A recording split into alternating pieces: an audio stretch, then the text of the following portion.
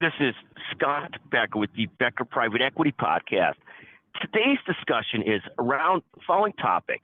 The title is Don't Underestimate the Young Executive.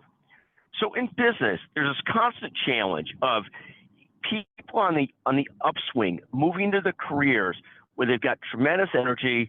They might not have tremendous amounts of experience, not 23 years of experience, but they've got great energy, often very smart, often grew up around a lot of computers, a lot of different things that are so critical today, and also have had lots of different experiences as a young professional, whether at an investment bank, a consulting firm, or private equity fund, wherever it might be. It might be in a health system and so forth.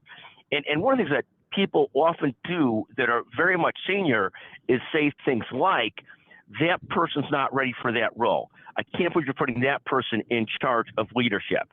And so my perspective is there is a grace to these young people that they have to hit. They have to hit right, the right mix of humility.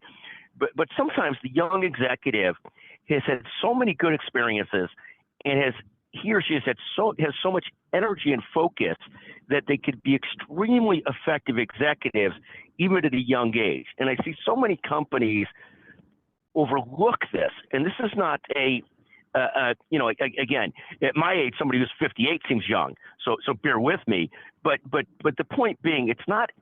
There could be great older executives as well, and there often are that could bring focus, that could bring drive, can bring energy, can bring gravitas.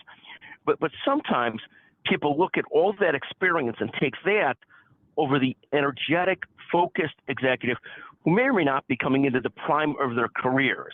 And so the lesson I have is you evaluate both of them equally for job opportunities. You look at both, whether older, younger, this or that. But I find that many people end up underestimating sometimes the qualifications of the young executive in a changing world, particularly if that young executive can be surrounded by a lot of other senior people, and he or she doesn't have to lead everything all at once, could grow into that. But I do think, I remember in my own company, a very long time ago, we put a young executive in charge, and literally in a very short time, a lot of the older people were offended by it because they thought, oh my God, how could you put this young woman in charge? But I just had tremendous confidence in that particular young executive.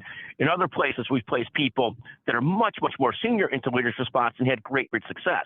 But one of the things I find is that often the one generation may underestimate, oh, that person's unseasoned, oh, that person's a rookie, oh, that person's that. But sometimes they're missing that person is in this sort of very prime of their career and really bright, really driven, really motivated, and really focused. So the core message is don't underestimate the young executive, particularly the one that can come with energy and humility, intelligence and humility, and be surrounded by a lot of senior and people that have a lot of that wisdom and experience. Thank you for listening to the Becker Private Equity and Business Podcast. I hope that I haven't offended anybody young or old today. I often do.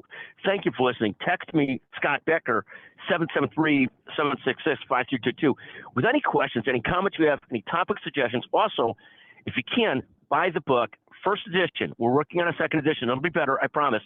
Blocking and Tackling, 60 Keys to Building a Business and Managing Your Money. Thank you for listening to the Becker Private Equity Business Podcast. And thank you, as always, to Chanel Bunger, our magnificent producer. Thank you very much.